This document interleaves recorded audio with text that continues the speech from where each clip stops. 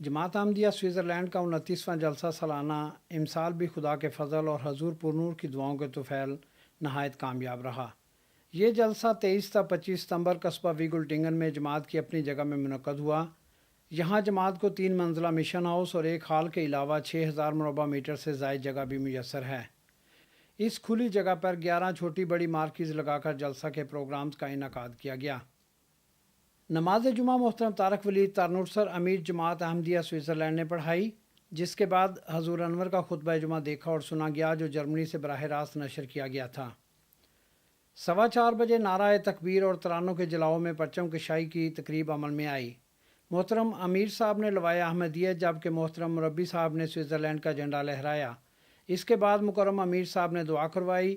اس کے فوراً بعد افتتاحی اجلاس کا آغاز ہوا، جس کی صدارت مکرم صداقت احمد صاحب مبلغ انچارج سوئٹزرلینڈ نے کی۔ تلاوت اور نظم کے بعد محترم صداقت احمد صاحب نے سیدنا حضرت مسیح موعود علیہ السلام کی طرف سے بیان کردہ جلسہ سالانہ کے اغراض و مقاصد کی روشنی میں افراد جماعت کو ایمان اور عرفان میں ترقی کرنے اور باہمی پیار و محبت اور اخوت کو فروغ دینے کی طرف توجہ دلائی اور آخر میں دعا کروائی۔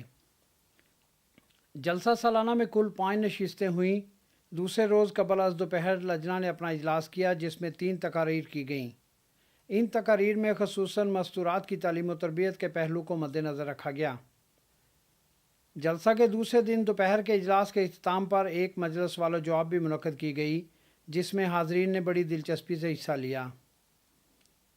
الا بذکر اللہ تطمئن قلوب، حضرت مسیح موعود کی اسلام کے لیے خدمات، وصیت کے ثمرات، راہ مولا میں قربانیوں کی داستان، اولاد اور ماں باپ کا باہمی تعلق، میاں بیوی کا باہمی حسن معاشرت، صحابہ رسول صلی اللہ علیہ وآلہ وسلم کی فدائیت، اطاعت خلافت اور آن حضرت صلی اللہ علیہ وآلہ وسلم کا عف و درگزر کے موضوعات پر مقررین نے نہایت احسن پیرائے میں تقاریر کی۔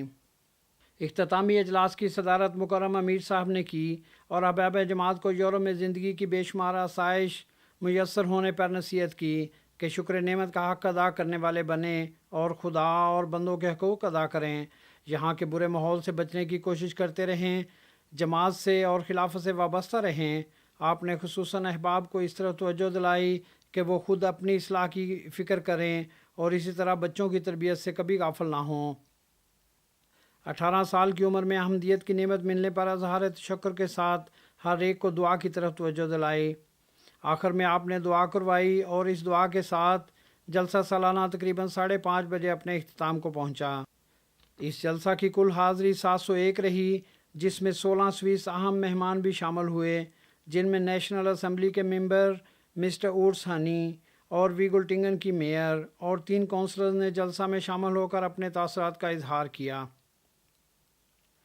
اس کے علاوہ مختلف مذاہب کے بارے میں معلومات فراہم کرنے والے ادارے انفوریل کے صدر مسٹر باؤمان نے کہا کہ میں کئی مسلمان تنظیموں کو جانتا ہوں اور ان سے میرے روابط ہیں۔ اسلام کی حقیقی تعلیم پر عمل کرنے والی جماعت صرف جماعت احمدیہ ہی ہے۔ مسٹر باؤمان قادیان بھی جا چکے ہیں اور لندن میں حضور انور سے ملاقات کا شرف بھی حاصل کر چکے ہیں۔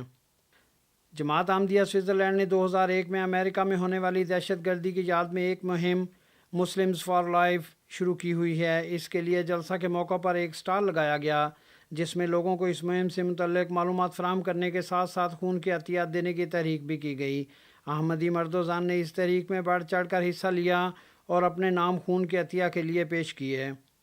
جلسہ سالانہ سوئٹزرلینڈ کو پرنٹ میڈیا نے بڑے اچھے الفاظ میں کور کیا اور صوبہ تھورگاؤ کی اخبار تھورگاؤ سارٹنگ نے مورخہ 24 ستمبر اور 26 ستمبر کو جلسہ اور جماعت احمدیہ کے بارے میں 2 دفعہ آدھے صفحہ پر فوٹوز کے ساتھ خبریں شائع کیں۔ اسی طرح جرمنی کے بعض اخبارات نے بھی تھورگاؤ سارٹنگ کے حوالے سے ہمارے جلسہ کی خبر شائع کی۔